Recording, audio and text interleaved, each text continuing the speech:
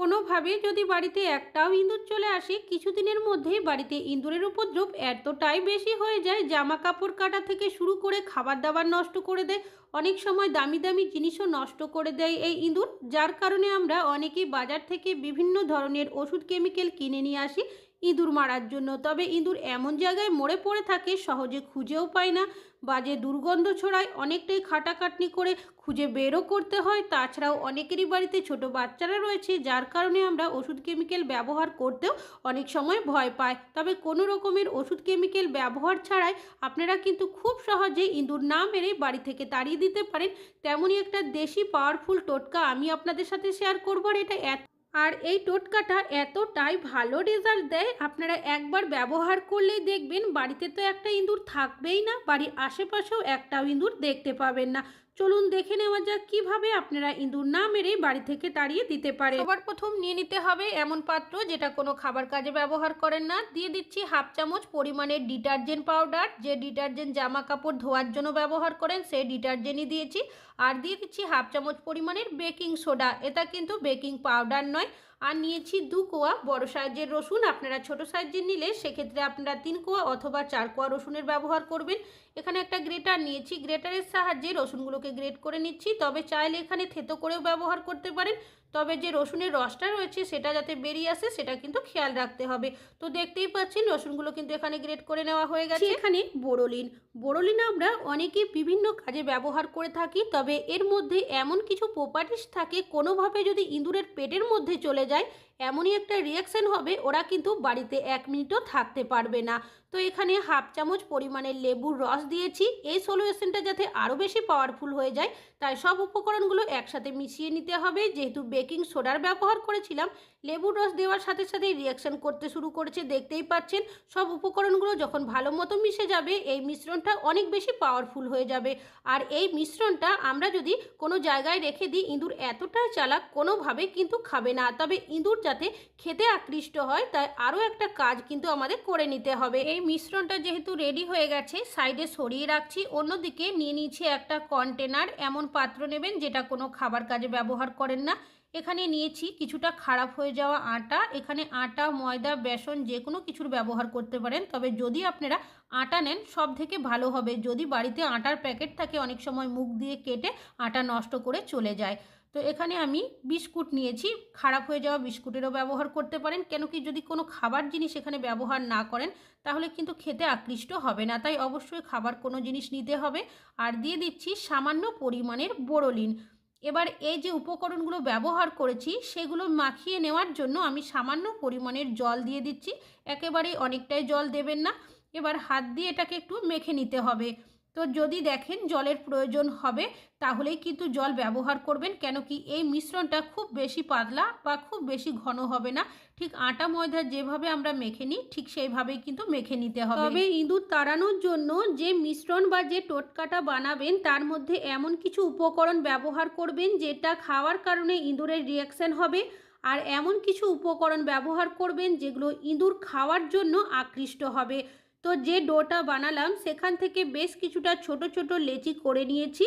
তারপর লেচিগুলো হাত দিয়ে গোল বলের মতো করে এইভাবে পাতলা করে চ্যাপ্টা করে নিতে হবে যতটা সম্ভব, খুব বেশি মোটা করা কিন্তু যাবে না। তো দেখতেই পাচ্ছেন বাকি যে লেচিগুলো রয়েছে সেগুলোও কিন্তু একইভাবে আমি বলের মতো করে হাত দিয়ে এইভাবে যতটা সম্ভব চ্যাপ্টা করে নেব।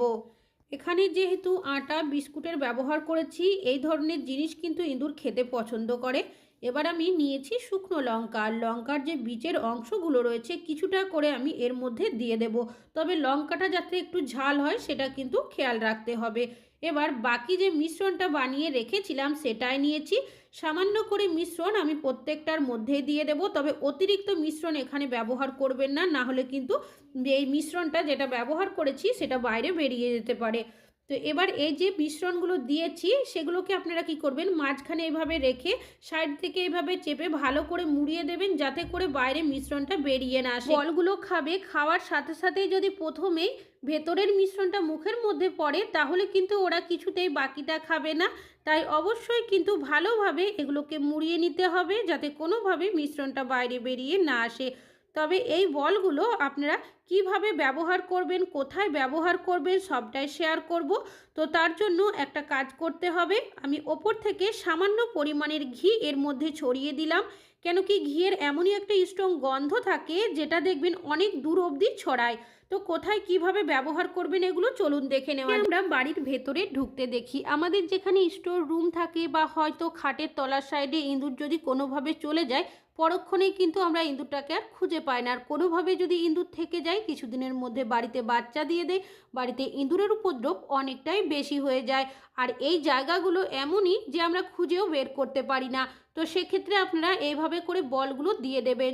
ইঁদুর যদি কোনোভাবে এর ভেতরের সাইডে থেকে থাকে বা যদি আসা যাওয়াও করতে থাকে, সেক্ষেত্রে যখনই বলগুলো খাবে ওদের এমনই একটা রিয়াকশান হবে, ওরা দেখবেন বাড়িতে 1 মিনিটও থাকবে না। তাছাড়াও আমাদের যেখানে টেবিল থাকে, ফ্রিজ থাকে, আলমারি থাকে, অনেক সময় দেখা যায় রাতের অন্ধকারে পিছনের সাইড দিয়ে ঘোরাঘুরি করতে থাকে।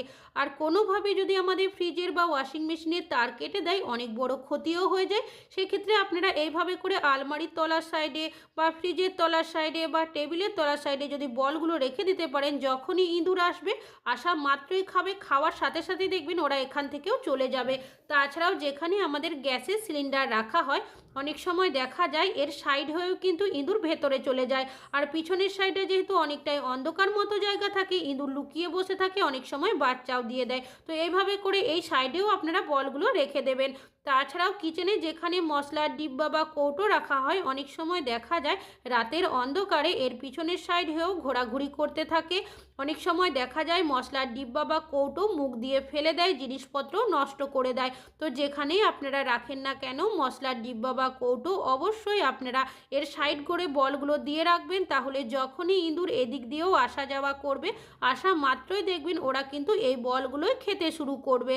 তাছাড়াও দেখা যায় ইঁদুর কিন্তু রাতের অন্ধকারে কিচেনের মধ্যে আসে খাবারের গন্ধ শুকে। যদি কিচেনের সাইডে কোনো খাবার দাবার আমরা রেখে দিই, সেক্ষেত্রে সেই খাবারে মুখ দিয়ে দেয়, চারিদিকে কিন্তু সেই খাবার ছড়িয়ে দেয়, নোংরা করে দেয়। অবশ্যই কিন্তু আপনারা এই বলগুলো গ্যাস ওভেনের ওপরে, নিচে বা সাইড করে রেখে দেবেন। যখনই ওরা কিচেনে আসবে, আসা মাত্রই দেখবেন খেতে শুরু করবে।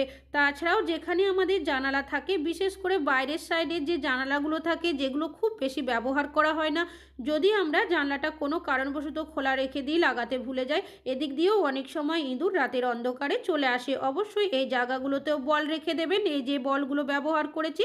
তাছাড়াও যদি কোনো খোলা জায়গা থেকে থাকে যেদিক দিয়ে ইঁদুর আসতে পারে বলে মনে হয়, সেখানেও কিন্তু অবশ্যই রাখবেন। কোনো কারণে যদি দরজা খোলা রেখে দিই, লাগাতে ভুলে যায়, সেক্ষেত্রেও রাত্রের অন্ধকারে দরজার সাইড হয়ে ইঁদুর বাড়ির ভেতরে চলে আসে। অবশ্যই কিন্তু আপনারা একটা সাইডে দরজার এইভাবে করে বলগুলো রেখে দেবেন। যখনই আসবে, আসা মাত্রই দেখবেন ওরা এই বলগুলোই খাবে। আর খাওয়ার সাথে সাথে এমনই একটা রিয়াকশন হয়ে যাবে, ওরা বাড়ির ভেতরে তো আসবেই না, উল্টে বাড়ির বাইরের দিকে পালিয়ে যাবে। তাছাড়াও যে জলের নালি বা ড্রেন থাকে আমাদের অনেকেরই বাড়িতে, সেখান থেকেও ইঁদুর বাড়ির ভেতরে চলে আসে। অবশ্যই কিন্তু এর আশেপাশে বলগুলো দিয়ে রাখবেন। দেখবেন যখনই বাড়ির ভেতরে আসার চেষ্টা করবে, আসা মাত্রই বলগুলো খাবে, খাওয়ার সাথে সাথেই বাড়ির বাইরের দিকে পালিয়ে যাবে। তাছাড়াও কিচেনে যেখানে আমরা বাসনপত্র রাখি, অনেক সময় যদি ধোয়া বাসন থাকে মুখ দিয়ে দেয়, এঁঠোকুটো বাসন থাকলে চারিদিকে এঁঠো নোংরা ছড়িয়ে দেয়। অবশ্যই কিন্তু যেখানে বাসনপত্র রাখেন না কেন তার সাইড করে এই বলগুলো দিয়ে রাখে। ওরা দেখবেন বাসনের মধ্যে কিন্তু মুখ দেবে না, আগে বলগুলো খাবে। আর যখনই বেশ কিছুটা খাবে, খাওয়ার সাথে সাথে এমন একটা রিয়াকশন হবে, ওরা বাড়ির বাইরের দিকে পালিয়ে যাবে। আশা করছি ইঁদুর তাড়ানোর টিপসটা কাজে আসবে। ভালো লাগলে লাইক করবেন। আজকে এখানেই শেষ করছি।